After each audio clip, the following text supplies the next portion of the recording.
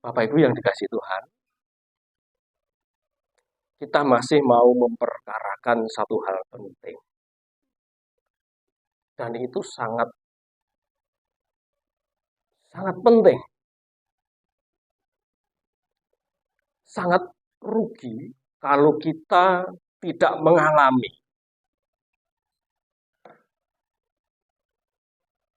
Kadang hanya menjadi sebuah pengertian, tetapi sulit untuk masuk menjadi sebuah pengalaman. Tentu pengalaman akan lebih dapat dirasakan sangat bernilai daripada hanya memahami. Kita bisa saja ketika kita mau pergi ke suatu tempat, katakanlah tempat wisata, kemudian kita mempelajari dari Google gitu ya, kita lihat di YouTube, wah, seperti ini, tapi kita tidak pernah mengalami ke sana. Kita mungkin bisa menjelaskan itu, tapi hanya sebatas pengetahuan saja. Seorang teolog bisa saja menjelaskan tentang Tuhan. Seorang Kristen bisa saja menjelaskan tentang imannya. Tetapi kalau dia tidak bersentuhan langsung dan mengalami Tuhan dalam hidupnya, hanya sebatas pengetahuan. Dan itu sangat disayangkan, karena Tuhan memberikan kesempatan bagi kita untuk mengalami Dia seluas-luasnya sepanjang waktu hidup kita ini yang masih tersisa. Tetapi pergumulan kita adalah apakah kita berani masuk ke wilayah itu. Kita sudah sering dengar bahwa tubuh kita adalah bait dari Roh Kudus. Kita masih bicara tentang perkara itu. Kita sudah sering dengar bahwa Roh Allah tinggal di dalam diri kita, dan kemudian Roh Bapa yang disebut dengan Roh Kudus itu menuntun hidup kita. Tadi kita sudah menyanyikan sebuah pujian, ku rela engkau miliki. Benarkah kita merelakan diri kita untuk Ia miliki? Mari kita renungkan.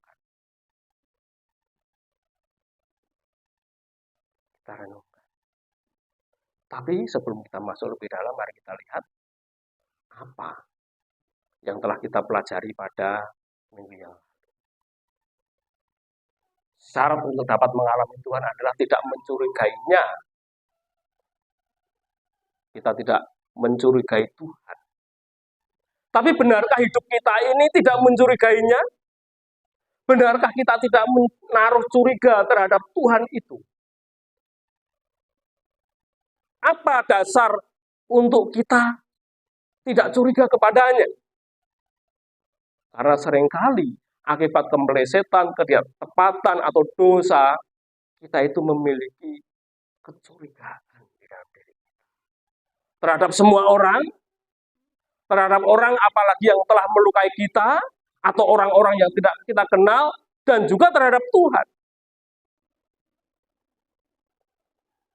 Kolose 3 ayat 3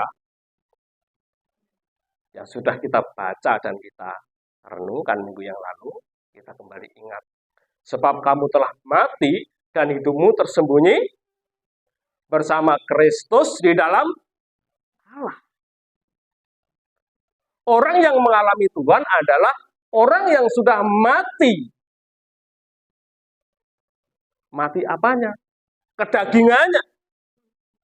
Tanpa kita mematikan kedagingan kita, ego kita, bahkan persepsi-persepsi kita, prinsip-prinsip hidup kita yang tidak sesuai dengan ketetapan Tuhan, kita tidak bisa mengalami Kristus. Dan ketika kita telah mati, maka kita tidak lagi tampak diri kita.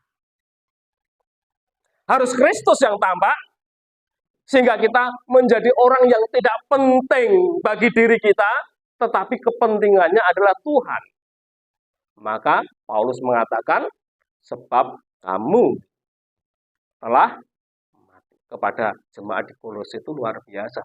Ternyata jemaat di Kolose jemaat yang benar-benar memiliki pengalaman Tuhan sangat tinggi. Kamu telah mati dan hidupmu tersembunyi bersama siapa? Kristus. Di dalam Allah Bapa. Allah Bapa dinyatakan di mana? Melalui Roh Kudusnya yang diberikan kepada saudara dan saya. Yang tinggal di mana? Di mana? Tubuh saudara. Amin. Bukankah tubuh kita adalah bagian dari Roh Kudus itu? Bapak Ibu terkasih, kurban Paskah, kurban penghapus dosa yang dilambangkan dengan penyembelihan domba Paskah sejak zaman Adam jatuh.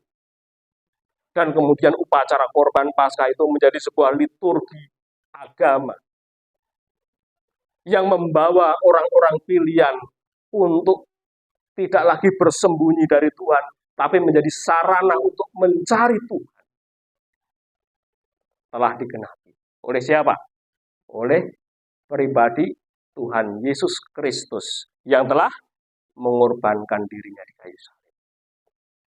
Maka jauh sebelum Tuhan Yesus disalib, kurang lebih 3 tahun sebelum itu, ketika Tuhan Yesus menyatakan dirinya dan kemudian bertemu dengan seorang nabi bernama Yohanes Pembaptis. Yohanes berkata, dialah anak domba Paskah yang menghapus dosa dunia. Dan sang domba Paskah itu telah menggenapi janji itu, janji perdamaian yang memperdamaikan manusia dengan Bapa di sorga, dengan Allah itu sendiri. Jadi kita tidak lagi repot menyembelih domba. Kalau besok kita akan merayakan Paskah, tidak perlu repot lagi menyembelih domba. Karena domba Paskah yang merupakan kiasan itu sudah digenapi melalui pribadi Yesus Kristus. Tapi kalau saudaraku mau menyembelih domba untuk makan bersama, ya ora. Ada yang mempersembahkan domba, orang dia wedhus Pak, yo. Sudah digenapi. Itulah sukacita terbesar yang dimiliki oleh umat Tuhan.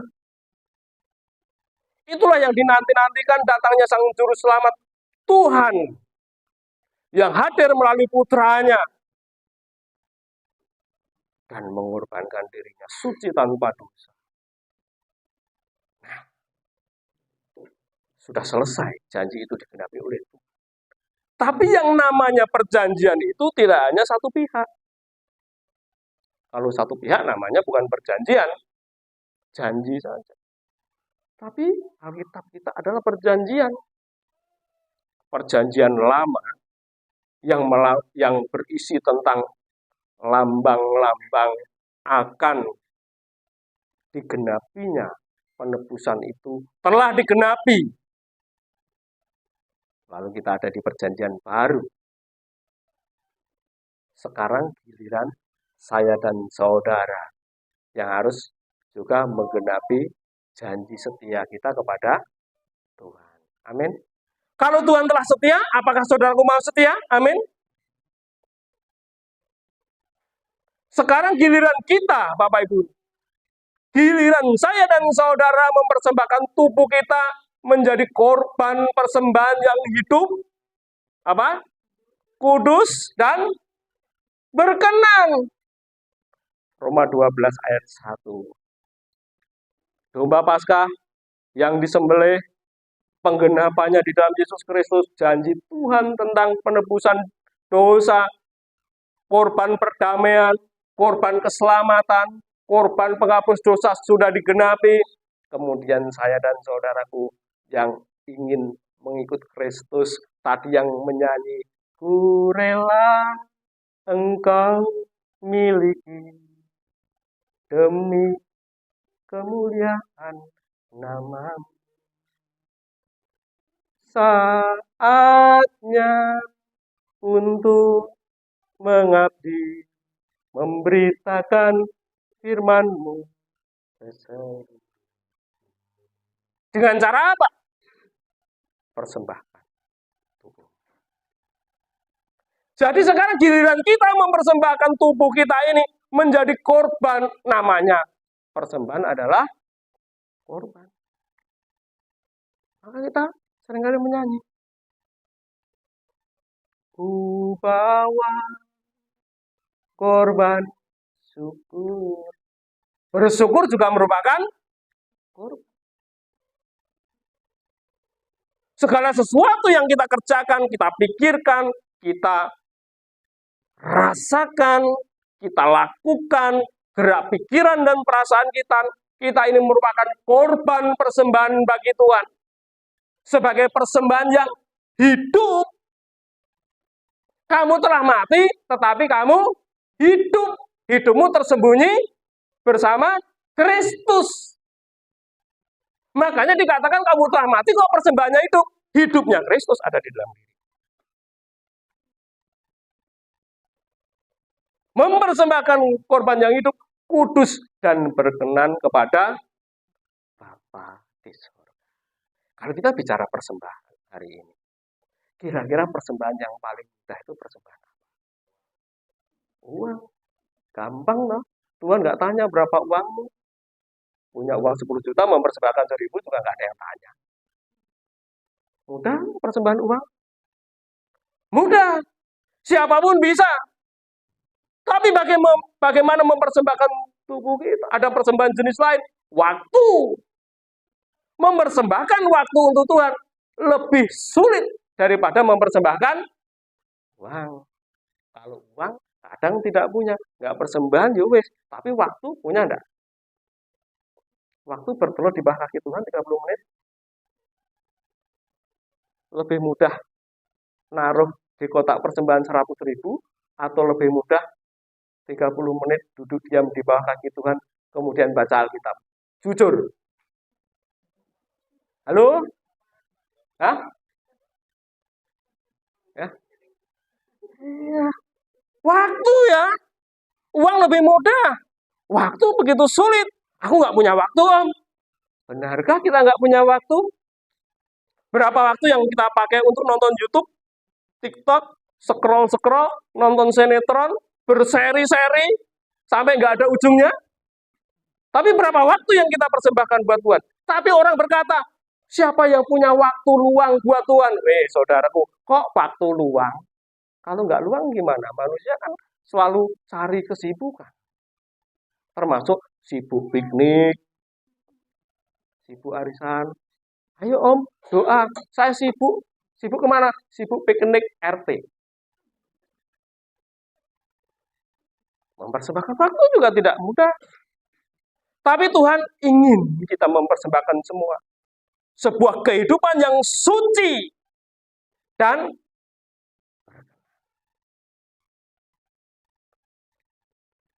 caranya adalah dengan apa? Merelakan tubuh kita menjadi rumah bagi Roh Kudus. Saudaraku, Bapak Ibu terkasih di dalam Tuhan Yesus. Begini. Tempat yang ternyaman bagi saudara di mana? Rumah. Rumah itu tempat nyaman, tempat paling aman. Saudaraku mau nonton TV, mau tidur, mau makan, aman. Kalau itu sudah menjadi milik pribadi, rumah sendiri. Lebih aman di rumah mertua, walaupun rumah mertua itu rumah mertua indah, begitu ya Pak. Iya lu saiki, waduh Pak, aman suraman Pak, tenang. Lu, saya itu ke rumah Pak Luki, Pak. Pendetanya cerewet, lu. Iki yo piringku Pak. Lu, iki yo sendokku Pak. Aku udah bilang toh, kalau kamu ikut mertua, sendok, piring, wajan, panci gak punya. Bener Pak, iki bonku Pak. Loh, iki yo gayungku Pak. Pak, sik Pak. Iki yo berasku, iki komporku. Raketan sithik Pak, iki berasku Pak. Aku mesti beli beras. Dulu waktu di rumah ibuku, Nah tuh, nggak perlu beli beras. Lu ndang maam. Nah, terus rasanya piye Pak Luki? Nyaman, bebas. Tempat ternyaman itu. Coba Bapak Ibu terkasih. Luki cukup menghormati saya sebagai Bapak rohani. Ini jemaat yang saya percaya mendoakan saya. Walaupun dulu waktu ketemu saya katanya, ketemu Pak Jaku, tapi dia mengasihi saya.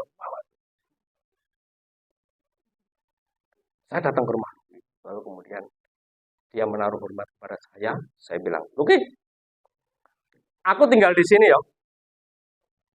Tidak ada satu sudut ruangan ini yang ada dalam kuasa.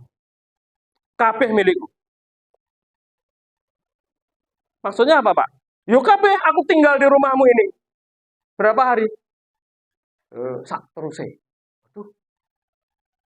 Semua milikku. Tidak ada satu sudut pun yang luput dari pengamatan. Semua itu maksudnya apa, Pak? Yo kabeh. Termasuk gelas piring tadi. Iya, beras barang. Iya, pokoknya milikku semua. Kira-kira gimana? Iya loh. Hah? Hah? Hah? Gimana? Coba pikirkan itu. Kira-kira bagaimana? Mudahkah itu? Pak, aku tak berunding dulu ya.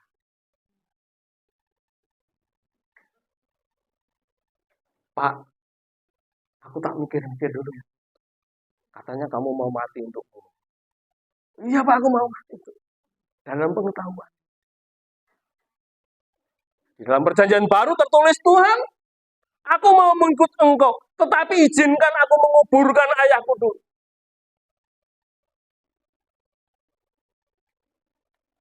Tuhan mengatakan, biarlah orang matimu, biarlah orang mati mereka, kamu ikut aku.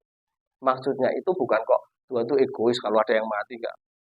Bapak ditinggal enggak begitu karena ada tradisi di sana cukup lama untuk menguburkan orang mati itu ada lembaga kematiannya, ada tiongtingnya.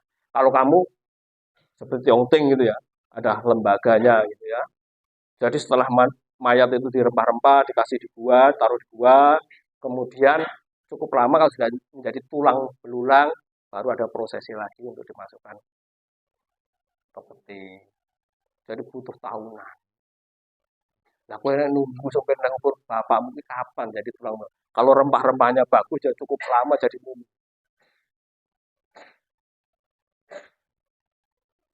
Tuhan aku mau mengikut engkau, tetapi. Tadi, aku mau tinggal di sini, lalu hubungannya apa? Bapak Ibu terkasih Tuhan ingin semuanya persembahkan tubuhmu, tempat ternyaman bagi jiwa kita, tempat ternyaman bagi roh kita adalah tubuh kita ini. Sama seperti tempat ternyaman bagi jasad kita itu ya rumah kita. Tempat ternyaman bagi jiwa kita adalah tubuh kita ini. Lalu tiba-tiba Tuhan datang, aku mau tinggal di situ. Tidak ada satu sudut pun yang menjadi milikmu. Kamu tersembunyi, yang hidup aku, kata Tuhan Yesus. Melalui Roh Kudus. Iya. Semua dikuasai. Roh Kudus adalah roh yang lemah lembut dan tidak memaksa. Dia bukan perampok. Roh Kudus itu roh Bapa sendiri yang akan menuntun saudara dalam seluruh kebenaran, yang akan mengingatkan saya dan saudaraku akan apa yang pernah dikatakan Tuhan Yesus itu akan tinggal di dalam diri saudara, dan dia minta izin, aku mau tinggal di dalam tubuhmu selamanya. Tidak ada satu sudut pun yang lepas dari pengamatanku, dan aku akan tinggal. Pikiran, perasaanmu ada di bawah kuasa. Rela enggak kalau seperti ini? Halo? Amin? Aduh, mikir ya. Ku rela. Nyanyinya enak. Tapi benarkah kita sudah menyerahkan seluruhnya? Loh, apakah Tuhan jahat? Tuhan memiliki target keselamatan, yaitu mengembalikan manusia kepada pikiran dan perasaan Allah, supaya kita memiliki pikiran dan perasaan yang sama dengan dirinya, memikirkan apa yang Tuhan pikirkan, merasakan dengan cara Tuhan merasa, memiliki sukacita seperti yang ia miliki, memiliki duka cita karena dosa-dosa manusia. Bukan demikian, kalau ada temannya berdosa terus nyukurin lah, tak tenang loh, syukur. Kapok. Tuhan menangis melihat orang jatuh dalam dosa dan kemudian berusaha menyelamatkan. Kalau kita masih dalam pikiran sendiri, wujudnya pendeta di depan, kalau ada yang jatuh, lah syukur. Kapok mau kapan? Berarti belum dimiliki. Kira-kira kalau itu terjadi, saudaraku curiga kepada Tuhan atau tidak? Pasti kalau itu terjadi pada Luki dan kemudian saya akan menguasai rumahnya, patut Luki bercuriga kepada saya. Emang Pak Yus siapa? Tak tengking pendeta. Sesat. Saya tidak akan melakukan itu, tenang. Tapi Tuhan ingin tinggal di dalam tubuh saudaraku yang adalah rumah bagi roh dan jiwa saudaraku, ingin tinggal di situ. Minta izin, aku akan tinggal di situ. Baru kalau semua sudah tampak Kristus, kita tersembunyi. Tidak ada lagi yang dapat kita banggakan kecuali Kristus. Lalu kalau kita punya berkat itu milik Tuhan. Amin. Kalau kita masih sehat milik Tuhan. Kalaupun sakit untuk kemuliaan Tuhan. Loh kok sakit untuk kemuliaan Tuhan? Ada kalanya Tuhan izinkan sakit supaya kita dekat dengan dirinya. Rasul Paulus contoh. Sudah berdoa 3 kali untuk kesembuhan sakitnya. Tuhan mengatakan, cukuplah kasih karuniaku kepadamu. Justru dalam kelemahanmu lah kuasaku menjadi nyata. Rasul Paulus dia menerima akhirnya dekat dengan Tuhan. Beberapa di antara kita yang minum obat seumur hidup paling dekat dengan Tuhan. Paling nekat untuk Tuhan. Beberapa di antara kita yang punya sakit penyakit karena keturunan, kalau sesek orang itu tambah nih, pasti ketika sesek, Tuhan Yesus.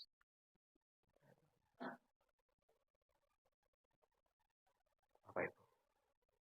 Mari kita renungkan. Satu peristiwa penting yang tercatat di dalam kitab suci. Atau tidak tahukah kamu bahwa tubuhmu adalah bait siapa? Roh Kudus. Yang diam di dalam siapa?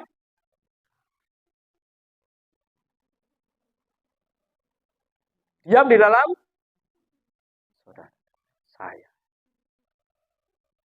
Tubuhmu adalah rumah bait bagi Roh Kudus yang diam di dalam kamu. Roh Kudus yang kamu peroleh dari Allah dan bahwa kamu bukan milik kamu sendiri.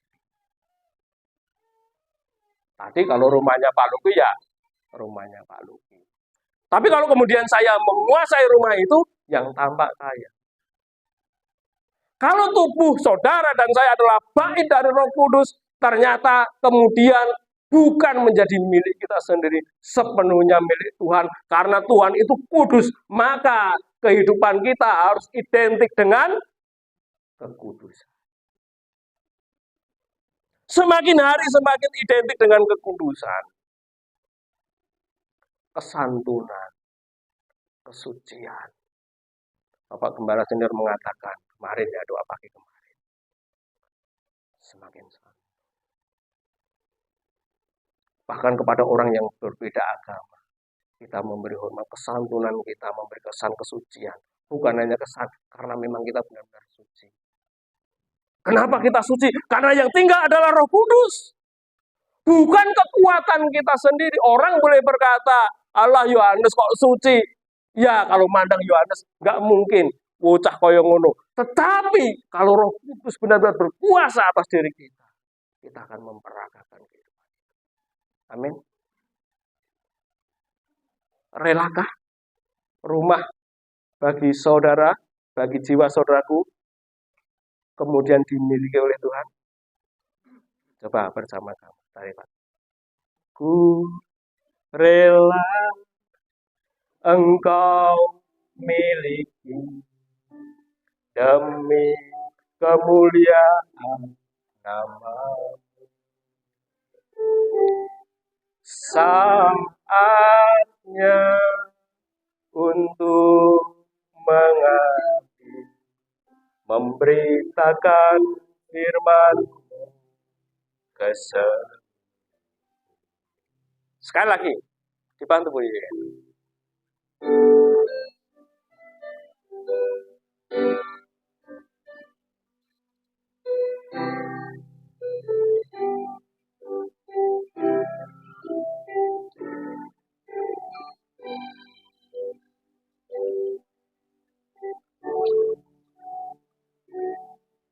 Engkau miliki demi kemuliaan nama-Mu.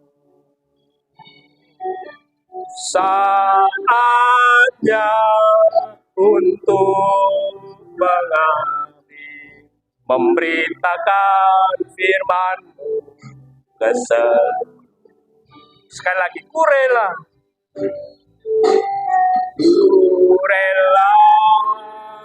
engkau miliki demi kemuliaan nama-Mu. Saatnya untuk mengabdi, memberitakan firman-Mu ke seluruh. Memberitakan firman-Mu,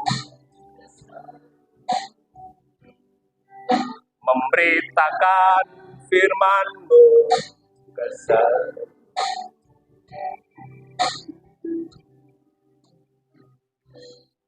Saya nggak janjian dengan pemimpin pujian dengan apa yang akan saya sampaikan, tapi tampaknya cukup tepat. Merelakan. Aku rela Tuhan, Engkau tinggal dan menguasai semua. Kira-kira apakah kita masih memiliki kecurigaan?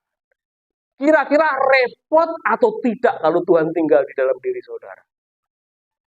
Tuhan melalui rohnya tinggal di dalam diri saudaraku akan merepotkan orang-orang yang masih memiliki dirinya sendiri. Ini pergumulan berat bagi kita, termasuk saya. Berat.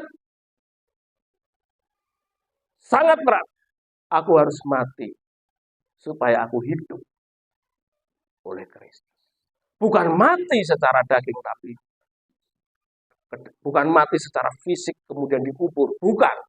Tetapi kehidupan kedagingan dan dosa-dosa saya, ego saya, semua yang menjadi kebanggaan saya, menjadi milik. Disucikan. Perabot-perabot yang ada di dalam diri saya disucikan. Karena sudah dimiliki oleh Tuhan. Ada sebuah kisah, Bapak Ibu. Hari ini, jangan lewatkan apa yang akan saya sampaikan. Saya sudah bergumul selama 1 minggu ini untuk bisa menyampaikan sesuatu yang Tuhan bukakan. Kalau kita tidak curiga kepada Tuhan. Banyak orang Kristen tidak mengalami kebaikan Tuhan. Kata berkat menjadi kata yang benar-benar dicari oleh semua orang. Dan banyak orang Kristen tidak mengalami yang namanya berkat Tuhan. Saya sebenarnya ingin mengkhotbahkan sesuatu. Ternyata itu belum hari ini. Saya sudah membuat materi khotbah, kemudian dikembalikan ke sini. Saya harus berbicara satu hal yang disebut dengan berkat itu. Ini bukan teori kemakmuran. Tapi tidak bisa dibantah, kita membutuhkan berkat. dan juga tidak bisa dibantah bahwa Tuhan rindu memberkati umat kepunyaannya. Amin. Dia menempatkan manusia itu di Taman Eden, di mana di situ ada kelimpahan, ada berkat, ada kecukupan, ada sungai yang mengalir dari aliran-aliran air kehidupan yang menyegarkan, dan ada emas di sana, batu-batu yang ada di emas, limpah. Dan kemudian jatuh dalam dosa karena manusia tidak mau dimiliki oleh Tuhan. Manusia ingin makan dari buah pohon kehidupan, menjalani kehidupan berdasarkan persepsi sendiri. Dan kemudian disebut meleset dari pikiran dan perasaan Allah itu yang disebut dengan dosa. Dan kemudian semua sudah digenapi. Saatnya umat perjanjian baru adalah umat yang mengalami berkat Tuhan. Tetapi kita seringkali pikiran kita benar-benar begitu sempit, sehingga berkat kita pikir itu hanya uang. Kalau keuangan kita baik, maka kita diberkati. Kalau rumah kita bagus, kita diberkati. Kalau kita bisa beli mobil yang bagus, kita diberkati. Apakah itu berkat? Atau kalau kita sehat, maka kita diberkati. Itu sebuah pemikiran berkat yang sangat sempit. Berkat terbesar adalah ketika Tuhan hadir di dalam hidup saudara melalui Roh Kudus-Nya. Roh Bapa itu sendiri tinggal di dalam diri saudaraku, sehingga saudaraku aman di tangan. Amin. Apapun yang kita sedang alami, kita ada di dalam kelimpahan, maka Tuhan berkata bahwa Dia datang untuk memberi hidup, dan hidup di dalam kelimpahan artinya memiliki kualitas berstandar surga. Ada suatu peristiwa tentang lambang kehadiran Tuhan, tidak bisa membantah umat pilihan Tuhan adalah umat yang diberkati. Ketika bangsa Israel meninggalkan tanah Mesir 40 tahun di padang gurun, mereka disertai Tuhan dengan tiang awan pada siang hari dan tiang api pada malam hari. Lebih dari itu, ada satu perjanjian yang disebut dengan Taurat Tuhan. Taurat Tuhan itu ditulis dalam 2 loh batu yang berisi ketetapan-ketetapan Tuhan. 10 perintah Tuhan itu. Kemudian mereka dipelihara oleh Tuhan dengan roti yang turun dari sorga yang disebut dengan mana. Setiap pagi mereka harus ambil. Dipelihara Tuhan. Dan juga ada satu tanda, tongkat Harun yang bertunas. Kayunya sudah kering tapi bertunas. Ditaruh dalam sebuah peti yang disebut dengan peti perjanjian yang melambangkan kehadiran Tuhan. Peti perjanjian itu melambangkan kehadiran Tuhan. Dia tidak sembarangan. Yang boleh membawa hanya orang-orang Lewi dengan memikulnya. Mendekat peti ini maka akan mati kalau menyentuhnya. Dia ada menyertai bangsa Israel berjalan 40 tahun. Bangsa Israel juga dijanjikan akan masuk ke tanah perjanjian yang disebut dengan tanah yang berlimpah dengan susu dan madunya. Susu dan madu itu bukan hanya kemakmuran materi, tetapi juga kualitas hidup yang sangat tinggi. Saudaraku, pegang gadget sekarang, siapa yang menemukan? Orang-orang Yahudi. Bangsa pilihan yang saat ini adalah bangsa yang sangat cerdas. Tidak bisa dibantah. Jadi peti perjanjian ini, suatu saat, saudaraku, adalah lambang kehadiran Tuhan.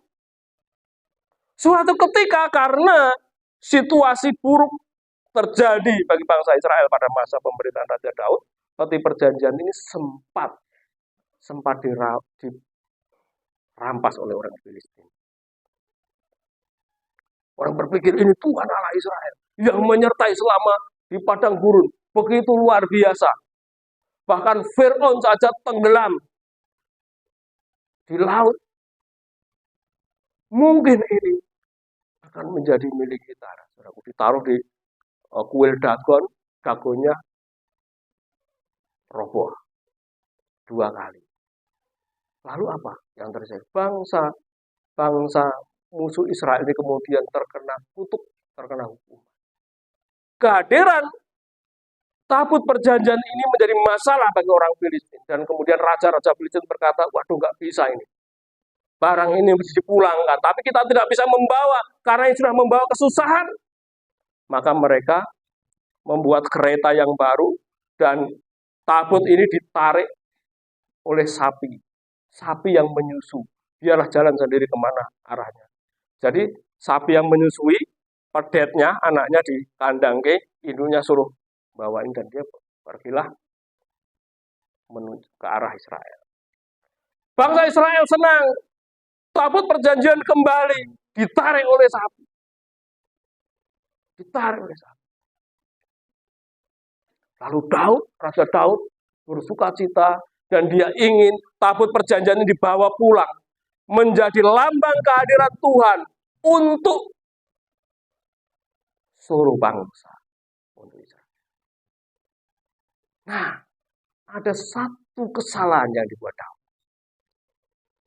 Tabut perjanjian ini seharusnya dipikul oleh orang-orang Lewi, tapi kemudian Daud membuat kereta yang baru, pedati yang baru, dan ditarik oleh sapi. Ikut cara berpikirnya orang-orang Filistin. Berjalanlah sapi ini didampingi oleh beberapa orang, dan kemudian Tuhan mengizinkan sapinya tergelincir. Sapi ini keseleo. Sapi keseleo, ada orang berniat baik menyentuh tabut perjanjian itu. Dan kemudian, apa yang terjadi? Disambar petir, ada hampir mati. Ketakutanlah seluruh Israel, dan kemudian Raja Daud juga menjadi takut. Takut. Bagaimana caranya saya membawa ini? Takut. Ini barang berharga. Bahasa Jawanya, yang pakai belangkon boleh ngomong pakai bahasa Jawa. Gawat kaliwat-liwat. Kalau ada barang gawat kaliwat-liwat, kemudian belum sampai ke Yerusalem. Karena keinginan Raja Daud membuat sebuah bait suci, tapi belum, nanti Salomo yang akan lanjutkan. Belum sampai di kemah di Yerusalem. Ketakutan. Kemudian tabut perjanjian ini dititipkan di rumah orang yang bernama siapa? Obed-Edom. Kira-kira kalau saudaraku yang menjadi Obed-Edom, terus pi, gawat kaliwat-liwat. Repot enggak? Hah? Alasan enggak? Ya. Nanti kalau Obed-Edom lupa, anak-anak yang dekat mati nih. Dalam mikir tau. Wah, wingit, ya toh? Bahasa Jawa, wingit. Ini bukan mistik ya, saudaraku. Menggambarkan sesuatu yang sangat mulia ini. Saudara, nggak usah tabut perjanjian. Kalau Bapak Presiden kemudian lewat depan rumah saudaraku, nitipkan sepatunya di rumah saudara. Iya, Joko ya sepatuku, sepatu presiden. Repot enggak? Hah? Apa malah selfie? Repot. Tapi sepatu itu akan dijaga pas pampres loh ya. Sepatu itu dijaga pas pampres. Ojo macem-macem. Anakmu ngidak mati. Bedil sirai. Iya. Gimana Bu Nita? Presiden Jokowi loh. Kan Ibu senang dengan Pak Jokowi. Bedil. Mau enggak? Rela enggak? Ku rela sepatu presiden saya. Repot. Repot. Tabut perjanjian dijaga oleh kerub. Ini kerub lambang dari kehadiran malaikat. Tinggal di rumah Obed-Edom. Artinya, seluruh sudut ruangan rumah Obed-Edom menjadi wilayah tabut perjanjian. Mau nih leyeh-leyeh nonton TV sambil jigang, hubung Pak Yo Kak Rene utut. Ya, Raisa meneh. Gak bisa, ada malaikat. Saudara nggak bisa lagi kelepas, kelepus. Gitu ya. Repot. Tapi apa yang terjadi? Obed-Edom. 2 Samuel berapa? 6 ayat 11 dan 12. 2 Samuel. Saya nggak tahu kok Samuel baca tentang ini atau tidak. Oh, baca. Namanya aja Samuel. Mari kita baca bersama-sama. 3 bulan lamanya tabut Tuhan itu tinggal di rumah Obed-Edom. 3 bulan. Orang Gad itu. Dan Tuhan apa? Memberkati Obed-Edom dan seisi rumahnya. Nah, ini yang dicari. Aku mau diberkati, tapi ojo manggone omahku ya Tuhan. Tuhan kos saja. Ada kontrakan Tuhan di rumah itu, ada rumah kosong. Aku berkatnya saja ya Tuhan. Repot kalau Tuhan ada di sini. Amin. Ya?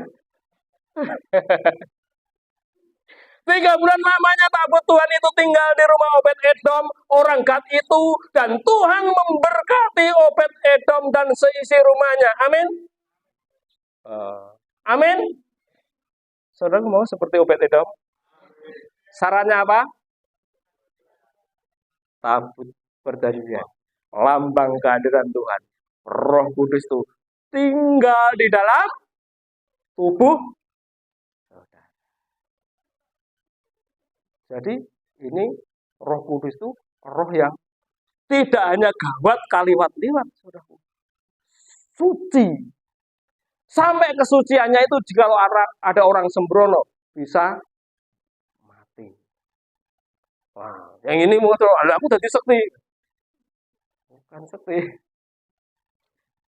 Lalu baru saudara bisa berkata, kalau Tuhan di pihak kita, siapakah lawan kita? Jangankan tuyul, genderuwo, wewe gombel.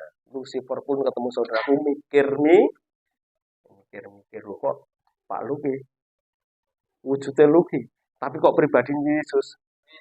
Nah, karena Roh Kudus tinggal di dalam diri Pak Luki. Yang ini Pak Luki tersenyum. Tadi ini aku manggon nang omahmu langsung. Saudara. Diberitahukanlah kepada Raja Daud. Demikian. Tuhan memberkati seisi rumah Obed-Edom dan segala yang ada padanya oleh karena tabut Allah itu. Lalu Daud pergi mengangkut tabut Allah itu dari rumah Obed-Edom ke kota Daud dengan sukacita. Daud kaget. Loh, ternyata yang gawat kaliwat-liwat itu memberkati bukan hanya Obed-Edom, tapi seisi rumahnya. Daud langsung semangat. Jupuk, wahai, bawa ke Yerusalem. Raja menjadi berkat lambang kehadiran Tuhan bagi bangsa kita. Tapi dengan cara yang benar. Kemudian orang-orang Lewi memanggul bait suci sesuai dengan apa yang menjadi ketetapan Tuhan. Dan Daud tanpa malu menari.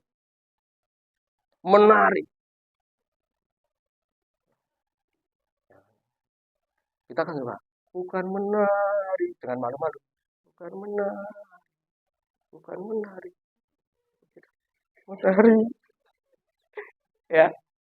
Tapi kalau di rumah atau nyetir sendiri. Ya, kita nyanyi untuk Tuhan malu. Kalau berdua lagi ganjel tok. Udah ganjel tok gini. Menarilah Daud di hadapan Tuhan. Gak malu sampai istrinya anak dari Raja Saul malu. Aduh raja, kowe iki raja lho, Pak. Raja lho. Polamu. Kamu gak malu di depan budak-budak perempuan. Dia bilang, aku menghormati Tuhan. Aku gak malu karena Tuhan. Aku menari untuk Tuhan. Mika kemudian mendapat hukuman Tuhan. Tidak melahirkan. Tidak bisa dibantah bahwa lambang kehadiran Tuhan menjadi berkat bagi Israel. Ini baru tabut perjanjian. Tapi kemudian hari ini Roh Kudus, Rohnya Tuhan itu sendiri bukan berwujud tabut tadi, bukan tabut ini, tapi Roh Kudus mau tinggal di dalam diri saudara. Kalau tabut perjanjian ini memberkati Obed-Edom dan seluruh keluarganya, saudara juga akan diberkati kalau Roh Kudus benar-benar ada di dalam diri saudaraku dan tidak ada ruang sedikit pun yang saudaraku miliki. Amin. Mau? Ayo dilakoni. Angel? Angel, tapi belum tentu tidak bisa dilakukan. Mari berjuang. Yang teriak-teriak di depan ini juga sedang berjuang dengan air mata Tuhan. Perkenankan aku. Engkau tinggal. Roh Kudus. Roh Bapa sendiri. Gawat, saudaraku. Kalau Roh Kudus tinggal di dalam diri saudaraku, meleset titik di loh deh. Ayo, mikir apa? Ayo. Itu Tuhan. Saya jalan-jalan sama istri saya misalnya. Jalan-jalan di swalayan ada gadis cantik itu. Orang bilang mata nih.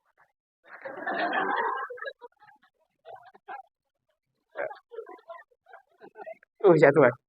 Haleluya. Loh kok istriku gak pakai lipstik Tuhan? Memang gue tahu kok deh. Kamu gak pernah beli kan? Oh. Gak nyaman. Iya toh. Yang belum ngalami belum ditegur. Iya toh. Pak Jun. Halo. Apalagi kalau nongkrong kemudian ada gelas berputar. Gitu. Putar gelasnya. Udah mulai Roh Kudus. Gelas berputar. Yang tidak tahu sebaiknya tidak usah tahu. Yang tahu ya. Gelas berputar ya. Lewat. Gitu ya. Nah, ibu-ibu nggak tahu gelas berputar ya. Alhamdulillah. Gak nyaman ada Roh Kudus. Diingatkan terus. Dikoreksi terus.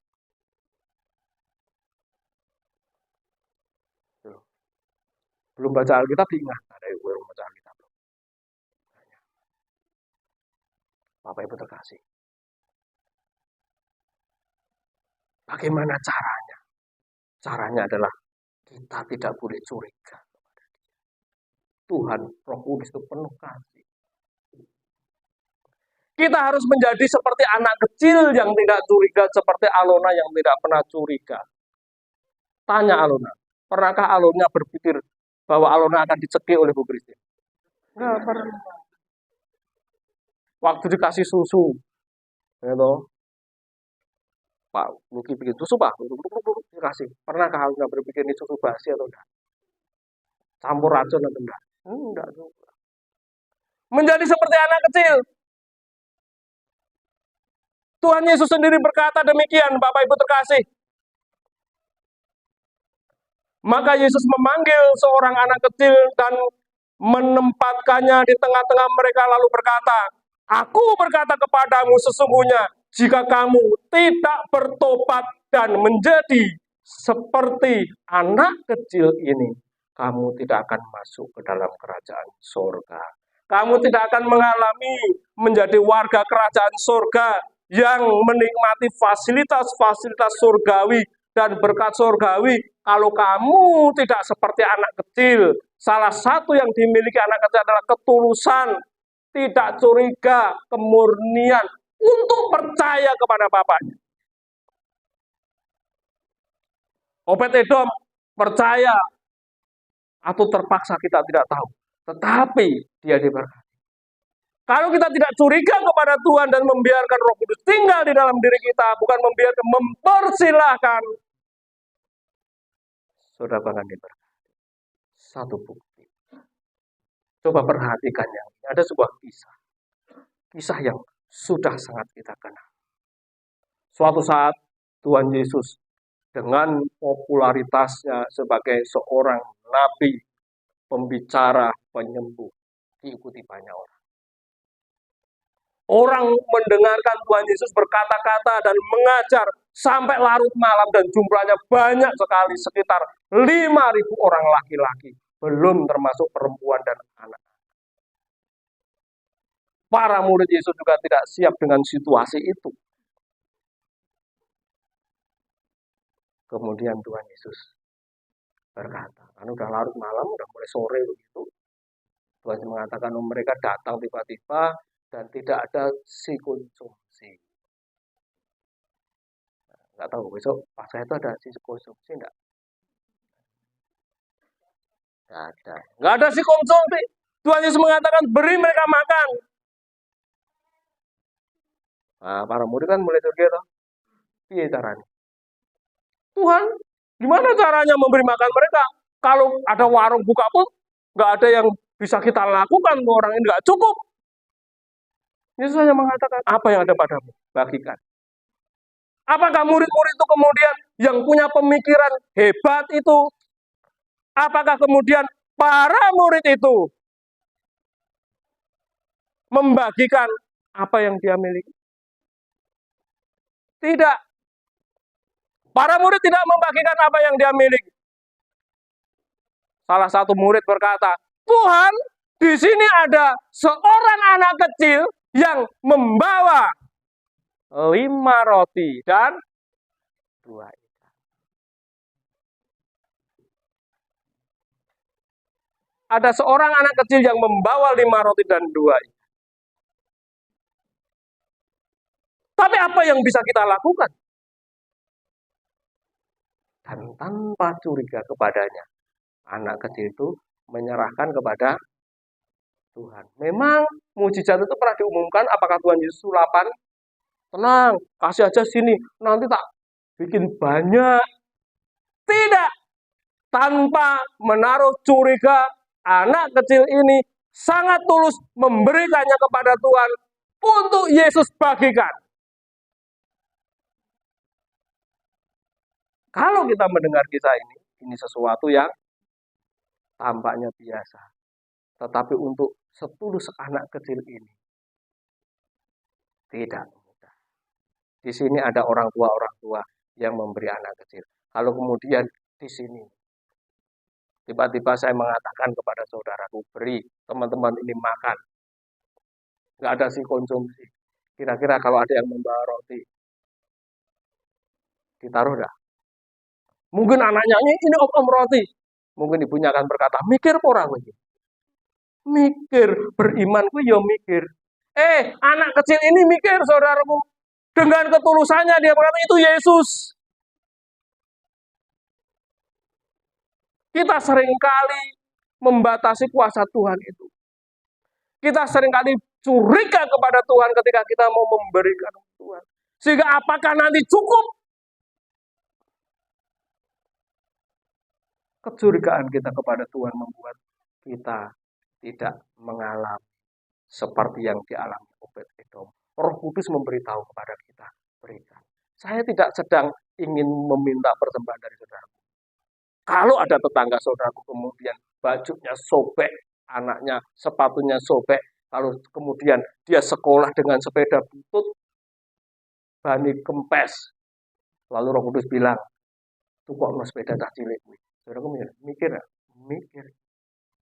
Atau sepeda ini anakmu kan atau tumpah itu, kasih. Mau enggak? Angel, tergantung apakah kita curiga kepadanya. Seringkali kita demikian. Tapi anak kecil itu memberikan dan Tuhan mulai memberkati roti itu. Dibagi-bagi, semua makan 5.000 orang laki-laki, perempuan dan anak-anak. Dan kemudian sisanya 12 bakul. Tuhan mengatakan makanan sak wareg. Isin ora nek dadi panitia terus. Ra percaya ta kowe? Ini suatu lambang biasa. Bahwa ketika kita tidak mencurigainya, kita seperti anak kecil, Roh Kudus tinggal di dalam diriku, aku mau ikut apa yang kau katakan.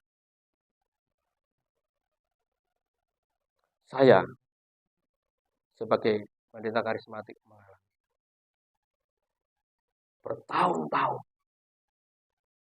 melayani. Bertahun-tahun dari perintisan ke perintisan itu enggak enak.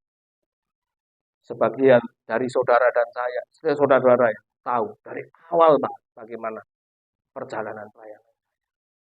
Istri saya ngomong, kalau menghitung-hitung bingung. Bila ku hitung-hitung, ya.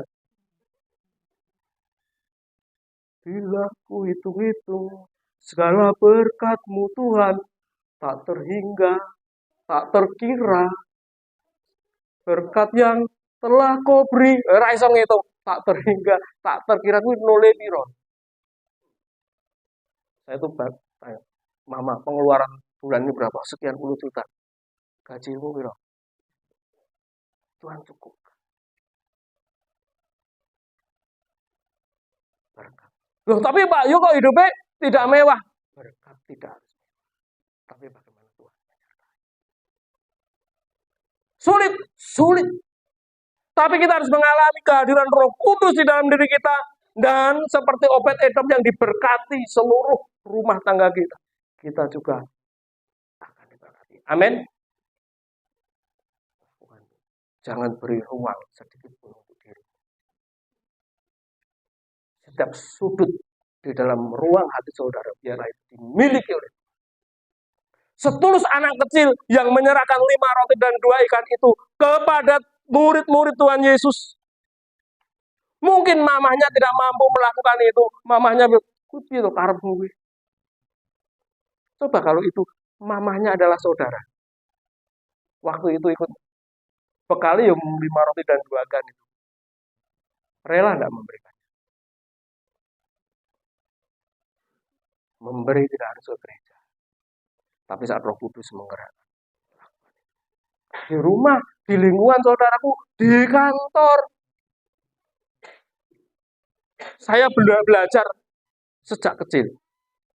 Suatu ketika saya punya teman, Bapak Ibu. Teman saya tadinya tubuhnya gemuk waktu kelas 1 SMP. Kemudian pas kelas 2 tiba-tiba kurus. Saya juga kurus. Tapi saya sudah terbiasa kurus. Yang gemuk menjadi kurus menjadi aneh. Kalau saya tetap kurus saja. Sekarang saya menjadi gemuk, saudaraku mengatakan, Pak Yus, saya lemu ya. Teman saya kurus satu bangku ini, saya tanya, kamu kenapa ya? Sakit? Enggak. Kok kamu kurus? Oh, aku enggak makan. Loh, kenapa enggak makan? Tampaknya rumah tangga dari orang tuanya broken home dan sehingga dia sangat sedih dan kemudian sangat terlantar. Saudaraku tahu enggak? Saya waktu itu uang saku saya 100 rupiah. 100 rupiah. Uang gambar gunung ya. Sekarang jadi kerian. Itu setiap hari 100 rupiah. Saya kasih teman saya. Ada setiap kali saya berbagi 50-50 ya. Buat makan. 50 itu sudah dapat nasi tumpang. Zaman itu. Tapi kadang 100 semua saya kasih. Tanpa sepengetahuan ibu dan bapak saya. Saya pulang naik sepeda. Dia juga naik sepeda. Asal dia makan. Saya pulang masih makan kok. Aku tahu. Itu belajar dari awal. Sampai sekarang. Suatu saat baru berpuluh tahun sejak SMP. Saya selesai SMP tahun 94. Baru tahun 2023 akhir saya bertemu lagi teman saya. Ternyata tinggal di Cirebon. Dia katakan, terima kasih. Saya masih bisa bertahan hidup. Berkat bagi saya, duit kuwi cuma nggih kerong. Itu berkat bagi saya, Nes aku pengen ketemu kowe. Saudara, mari jangan beri ruang pada diri sendiri. Seperti tabut perjanjian tinggal di rumah Obed-Edom hanya selama 3 bulan. Roh Kudus ingin tinggal di dalam diri saudara selama-lamanya. Amin. Jangan curigai Tuhan. Mari kita bangkit berdiri.